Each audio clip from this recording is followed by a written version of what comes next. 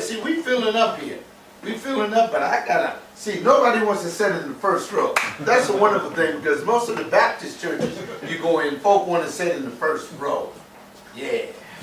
Now, we're on verse 2. And what do we find in verse 2? When Jesus is trying to bring healing, enemies approach. When you are trying to live the Christian life, there will be opposition from the enemy to take you from that healing mechanism. Now follow along. Also look at Mark chapter 2 and verse 18. And John's disciples and the Pharisees were fasting, and they came and said to him, why do John's disciples and the disciples of the Pharisees fast, but your disciples do not fast? See the opposition? Wherever Jesus was, you had people constantly coming to him. Oh no, you're good, John. You're good. Yeah, you have people constantly coming to him, questioning him as to why he did what he did. You as Christians, if you attempt to live the Christian life, will constantly be challenged by others that do not understand what is going on or what God is doing through you. Look at verse 24 of Mark chapter 2. Move on down. And the Pharisees were saying to him, see here, why are they doing what is not lawful on the Sabbath? They constantly challenge Jesus on that. That's why Jesus, in Mark chapter 3, verses 1 through 7, first person that he does is he looks out and finds a crippled man. And he says, is it right for me to help him or to harm him? And when he asks the question, they all just fold their arms and look at it. Fool, ain't gonna answer you. Then Jesus gets mad, angered. I wish I could have been there to see. Everybody got Jesus looking like this sissified homosexual that, you know. No. Jesus is getting angered at the people because the people are lying. Now follow along. The issue is, there was present a man whose right hand was withered, and they watched to see whether our Lord would heal him on the Sabbath, because in Jewish culture, you weren't supposed to do any work on the Sabbath. When I was a kid growing up, it was probably this way with Garland too. When we went to church and kids on Sunday, I mean, we went, Grandma and my mom ironed all the shirts and got all the clothes ready on Saturday night. We couldn't even take a bath on Sunday morning. We couldn't do anything.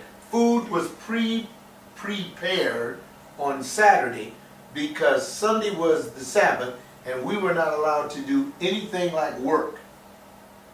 We couldn't empty the trash. We couldn't do anything. We were copying it kind of like a Judaistic thing in Protestant Christianity.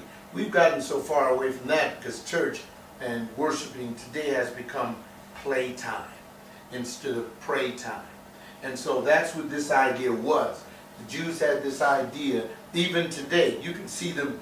We live in a highly Jewish town. You go to Hollywood and near the synagogues, and they don't even drive to their synagogue.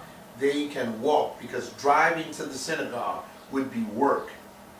And so here Jesus is in the synagogue on Saturday, and that's why he went on Saturday, because that's the only time that he would find his people. And so they're looking at him saying, well, I wonder if he's going to work. Because if he heals that withered hand, I know he's a sinner, because our law subscribes that we are to do no work on the Sabbath day.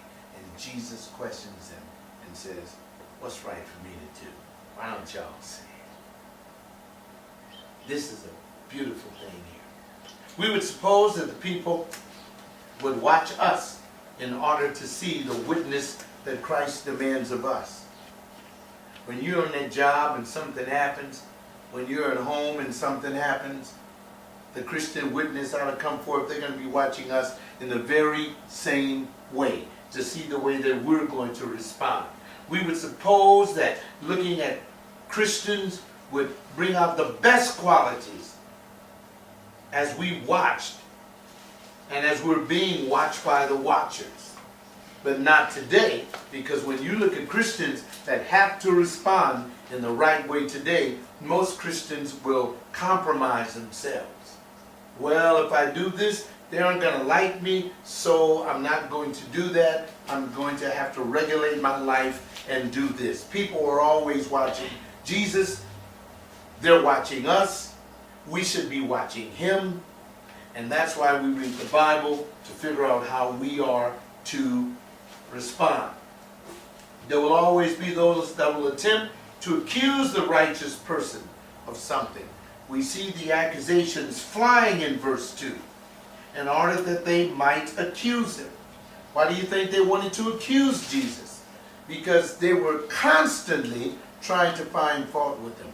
Here's where I become perturbed sometimes as a professional apologist. I don't hang with the other guys. I won't go to their conferences. I won't participate in their madness. I won't sell books and sell invitations to conferences to try to make money, because I don't see Christ doing that. And so they criticize me and say, you can't stand alone. They've told me for years, you can't stand alone. You won't be able to survive as a Christian pastor unless you join our institutionalized madness. And the only thing that Christ called me to do was to proclaim his word. That's what I love about him. One thing he said to me, and I've been repeating this in my ministry for years. Christ only told me, tell them what I told you. He didn't tell me to write a book. He didn't tell me to put on conferences and sell tickets. He didn't tell me to do any of that junk. And all these other people are doing that. They become millionaires, and then they challenge me and say, you're a Looney Tune because you won't follow suit. Let's look at Jesus. Because the accusers will accuse me. They will accuse you when you follow Christ. That's why we must watch Christ to find out how we are to live. Christianity is the most simplest form of faith in the whole world.